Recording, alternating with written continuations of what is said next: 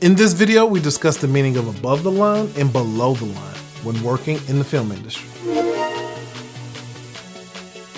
Welcome to the Content Bebop, the channel that's all about helping you create better content because film is content and technically filmmakers are content creators. In the film industry, the terms above the line and below the line are used to distinguish different types of personnel and expenses involved in the making of a film project. Above the line refers to the key creative personnel involved in a project, such as the writer, director, producer, and lead actors.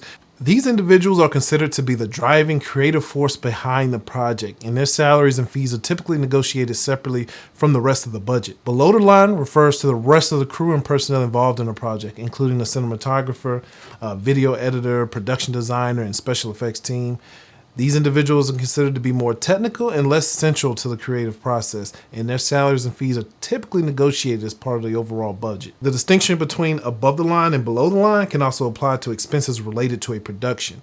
Above the line expenses include those related to development and pre-production, such as script development, casting, and location scouting. Below the line expenses include those related to production and post-production, such as equipment rental, set construction, and special effects. It's important to note that these distinctions are not absolute in some people, or expenses may fall in between the line, but it's a common way for the film industry to help classify people and expenses for budgeting, and it also helps with negotiation. Keep in mind also that there are pros and cons to being either above or below the line. Individuals above the line may get paid more typically, but that more is dependent on how well the film does financially. Below the line workers are always paid the same at their day rate, so their income is a lot more predictable. For example, the better a film does for workers above the line, the better their filmmaking career will be.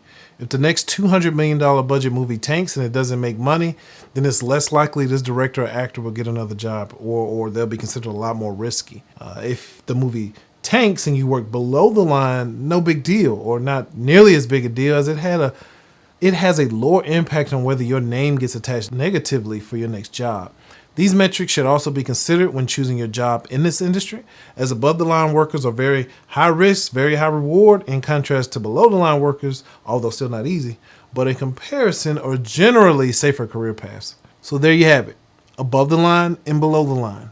If you enjoyed this video, consider subscribing. I plan to make an entire series on the roles in the film industry, because whether you call yourself a filmmaker, a photographer, a videographer, YouTuber, whatever, it's all connected because it's all content. And that's what we're all about here on this channel, creating better content. Until next time, that's a cut.